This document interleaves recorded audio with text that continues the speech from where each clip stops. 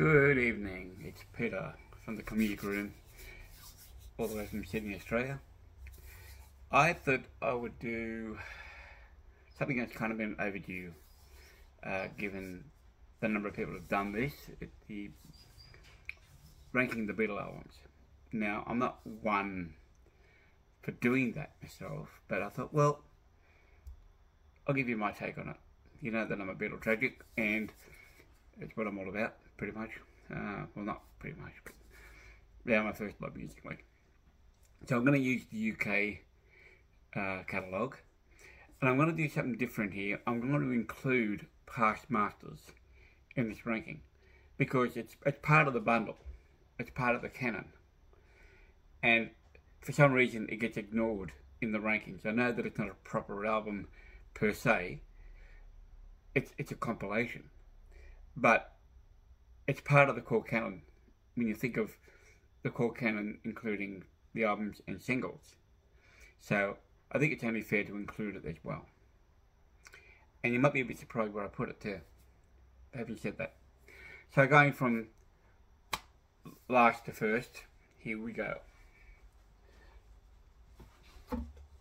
First off will be Yellow Submarine. Everybody does this. I'm no different.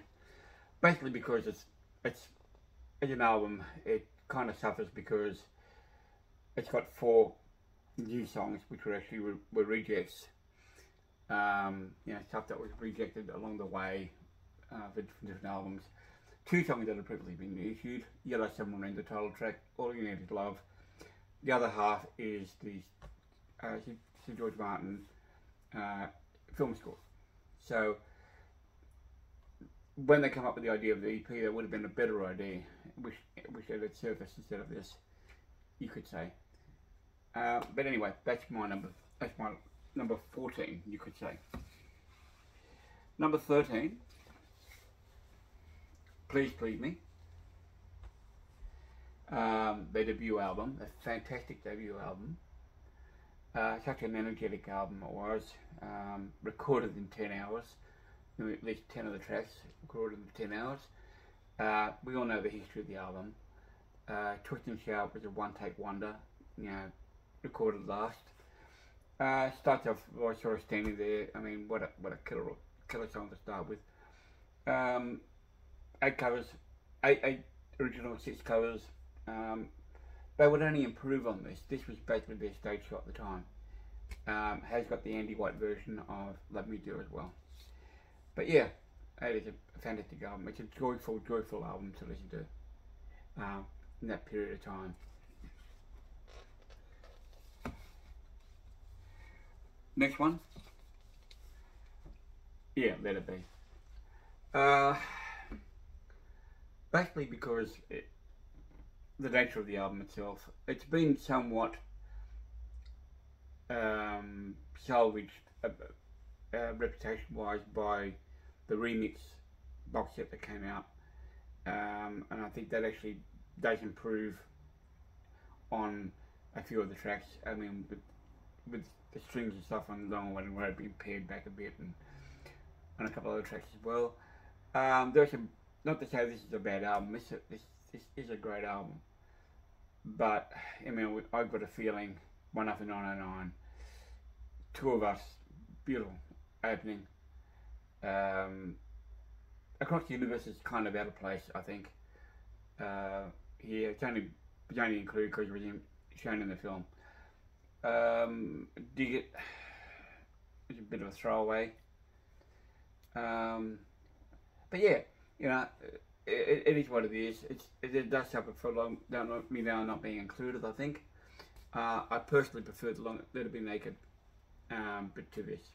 But like I said, it's somewhat salvaged by the remix, I think. I like the remix version, what they've done with it. Okay, next one. Beatles' second album with the Beatles. They actually improved on Please Please Me. You can actually see a bit of the maturity in the songwriting starting to seep through. It Won't Be Long, All I've Got to Do, All My Loving. George's first attempt at songwriting, Don't Bother Me. Written apparently when he had the flu. he just basically said, leave me alone. The covers, Roll Over Beethoven, really got a hold of me. Want to Be a Man was originally written for the Stones, but the Beatles covered it, decided to do their own version of it. Not a Second Time, it's a similar, is quite a interesting song as well. Money was kind of an attempt to redo, do another Twist and Shout. It's okay, you know, but I think Twist and Shout does better it. The Motown covers, you know, People to Poke Me Out, like I said, you really got a hold of me on here. In Australia, Roll Over Beethoven and Hold Me Tight, which are the first two tracks of side 2, were issued as a single here. I think maybe only here, for that matter. Maybe New Zealand as well. But anyway, it's a great little album, this one. And as I said, I think you can see the maturity in the songwriting already. I don't know why this gets ranked lower, as low as it does sometimes with other people. I know I'll rank it about, you know, third from the bottom, but it's only because there are better records to follow.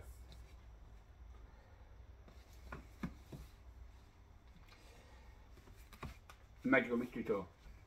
Now I rank this a bit lower because, one, it's an American concoction.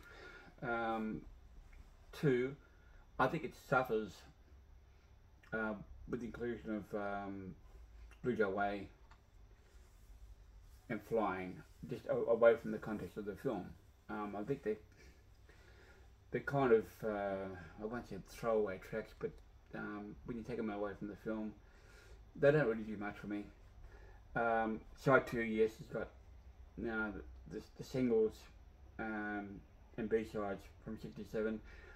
This was probably a better idea than the EP, and it does deserve inclusion in the canon. But a lot of people rank this really highly, but I don't. It's still a great album, but I don't think it is ranked as highly as other people do rank it.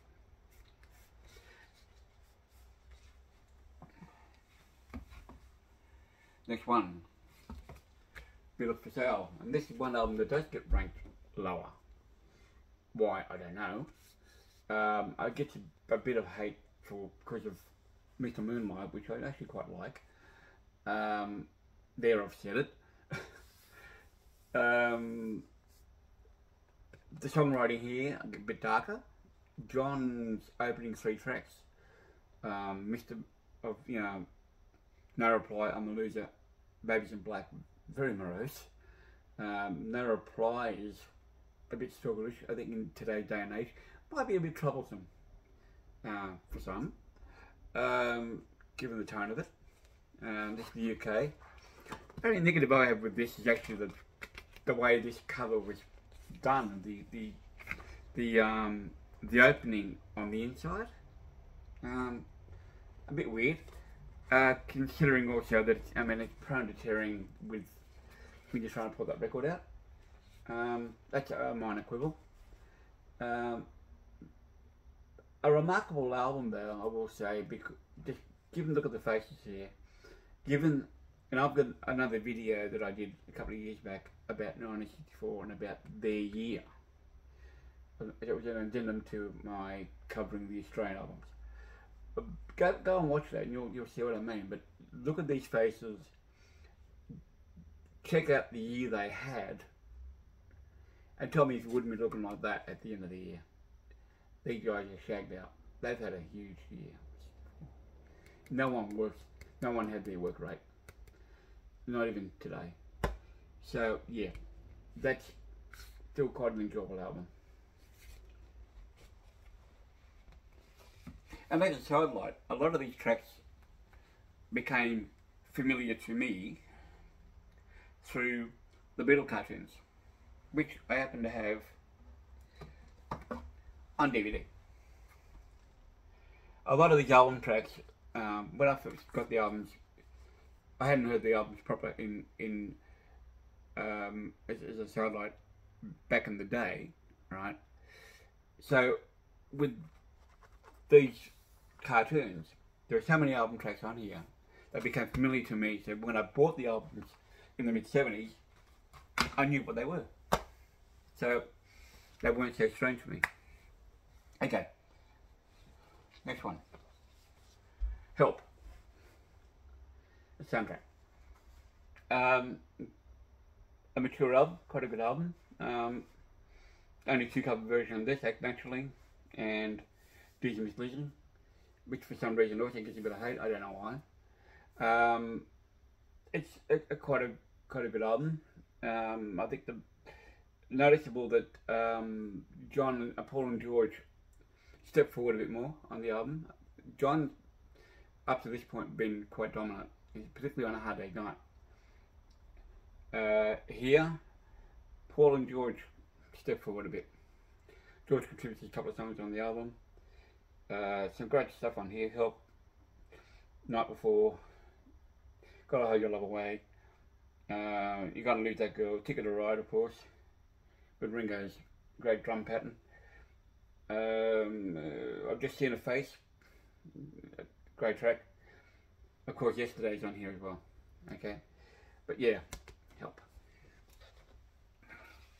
Now this is going to surprise a few people, but I'm going to put the White Album here. A lot of this ranking is based on my enjoyment of the albums as well, and I enjoy the White Album, but not as much as the ones that follow. Okay, I've always liked. The first time I heard the White Album was in the mid-70s, when actually the first proper Beatles album that I bought, along with Sgt. Pepper at the same time. And I hadn't heard the album before then, and of course I now know it off by heart, back to front. Right, haven't played it quite often. But I rank it a bit lower because I think some of the other albums are more enjoyable for me. Maybe not necessarily better than this. I mean, this is I won't say a hodgepodge of an album. It's quite diverse. There are a lot of things on here. Some people have said, would have been a better single album.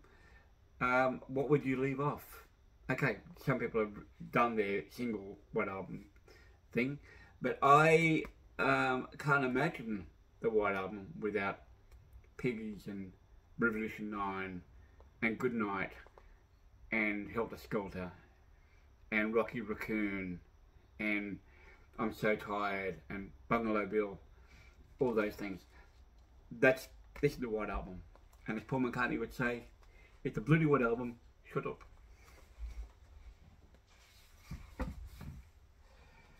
Next off, again may surprise people, by Sgt. Pepper. Sgt. Pepper is probably one of the most amazing records ever made. More so, I think, because it was recorded in 4-track. If it was recorded in 16-track, it may not have been such an amazing feat. But 4-track recording with this album, it is amazing. I remember hearing this as a kid, back when I was about 10. We never owned the album, but somebody had the album, and I always got to hear it. These are the stereo versions. I didn't get to hear the mono version until the 40th anniversary of the album, and I've actually got the mono as well, or the mono a few times. But, and of course there are some differences between that and the stereo. This is an amazing album, don't get me wrong, this is a great album. But it is also tied to 1967. It is a, what would you call, a timepiece, okay? It is tied to the period. But a remarkable album all the same. And there has been so many people who've tried to replicate, do their own version of this, or do their own. I mean, this became tagged for other people as, like, if they do a remarkable album, they're Sgt. Pepper, right? The Stones tried to do Satanic Majesties, and I think it wasn't anywhere near as good. They're better off being bluesy rockers rather than psychedelic guys. And some people might not agree, but they are a bluesy rock band. Anyway, Sgt. Pepper. Next up, A Hard Day's Night. A Hard Day's Night for me is a personal album. In '64 I was 6 going on 7. Film came out, my sister took me to the movie. This album, in fact, we'd already heard some of these tracks as singles in Australia.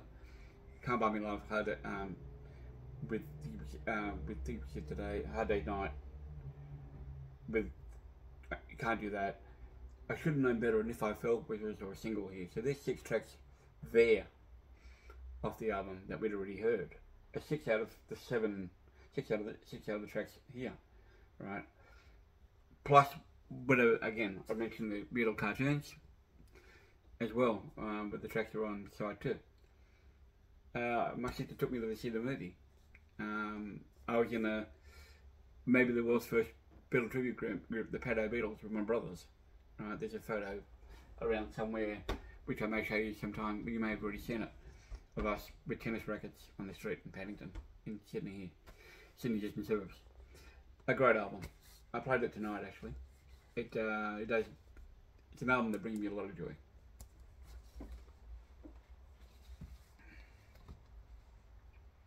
Now, the Ring In, Park Markers. And I'm including this, as I said, because it is part of the canon. Albeit not an album proper, it's a compilation to be sure, but it does the job of rounding up every loose end that at the time.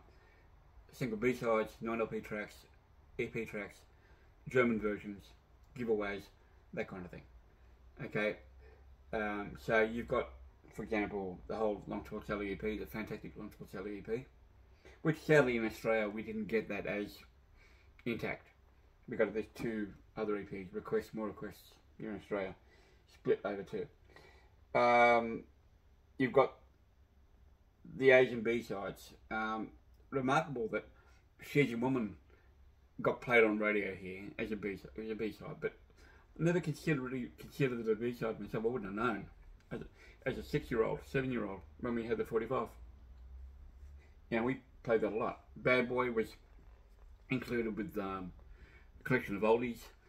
Had appeared in America about 18 months before that, before it hit England. The 2 German language tracks.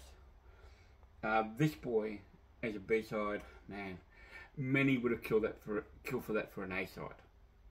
It's such a beautiful, beautiful song. The harmonies, the whole thing, it's just sublime. Then of course we get to other B-side like Rain, probably the best B-side the Beatles ever recorded. One of my other favourites is The Inner Light, George Harrison's Indian flavoured track. Day Trip or We Can Work It Out, of course. Then we get to things like Get Back, Don't Let Me Down. So we've got the single version of that. Bella John Yoko, Old Brown Shoe as well. The Wildlife version of Across the Universe, featuring the now late Lizzie Brother and Galen Pease, who passed away a couple of years back, sadly. And of course the single version of Let It Be. So yeah, of course Hey Jude and Revolution. That is a superb compilation, but it deserves to be ranked among the Beatles collection, in my opinion anyway.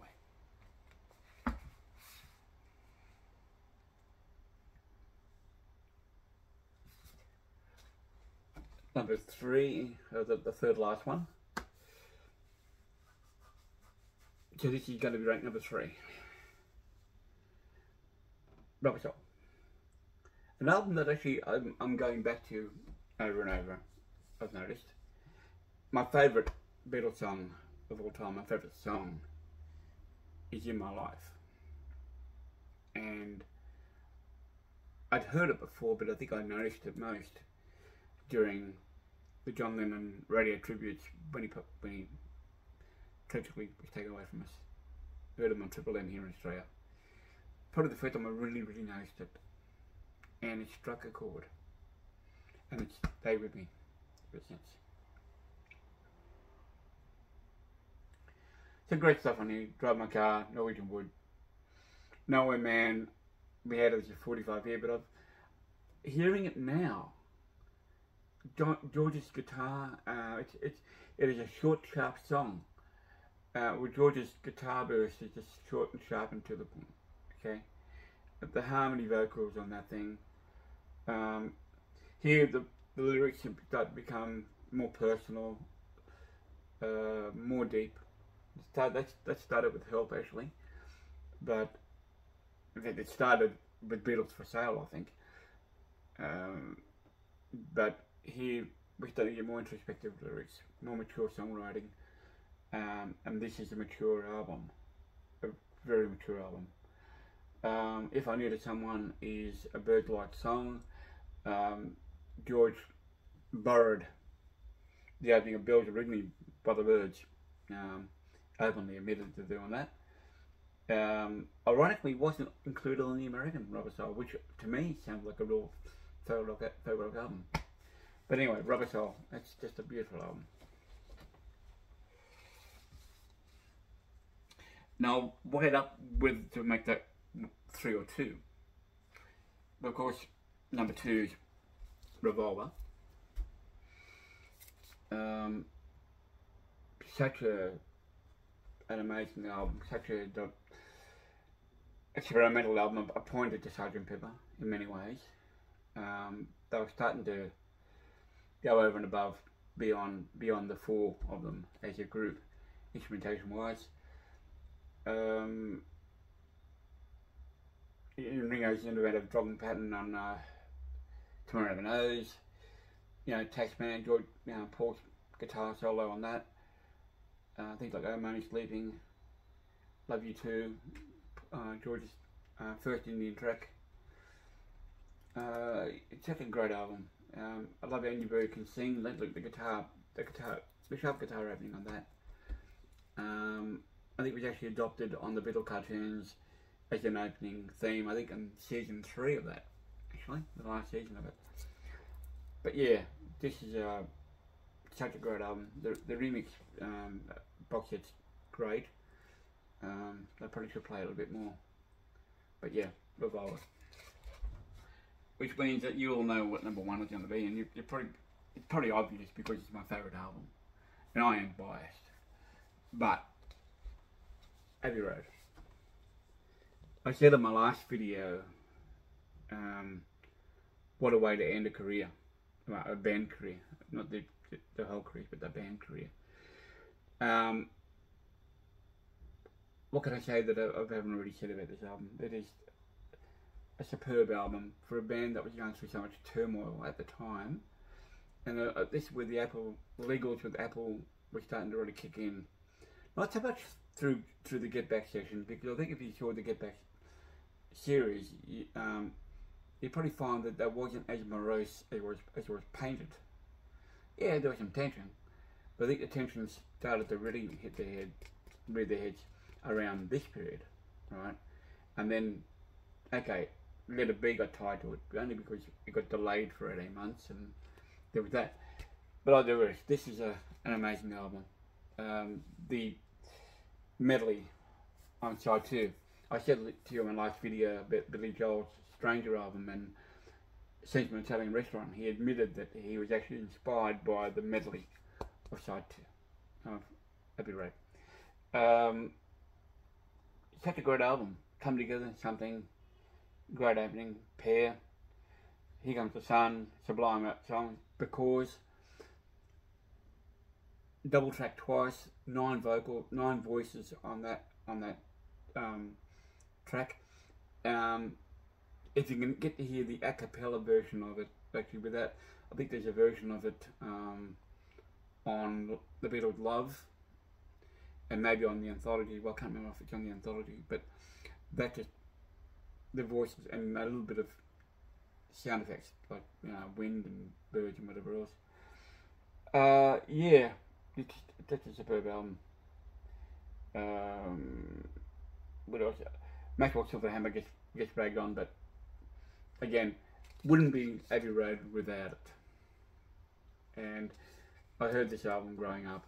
My brother Frank had the album, and so this is like most target people, what are the two albums that were the most familiar to me, Beatle-wise.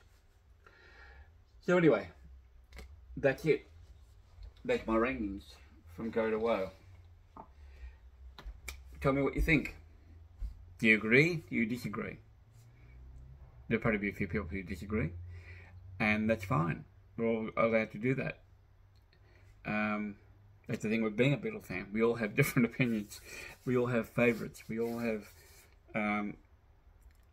different choices where the Beatles are concerned. But anyway, I'll leave that to you. I'm pushing now 25 minutes. That's 2 long videos in 2 days. Take care, guys. Hope you enjoyed this. Like I said, leave a comment, hit like, don't forget hit like and subscribe, and ring the bell for notification. And I shall see you soon. Take care wherever you are in the world. Bye. And stay fab.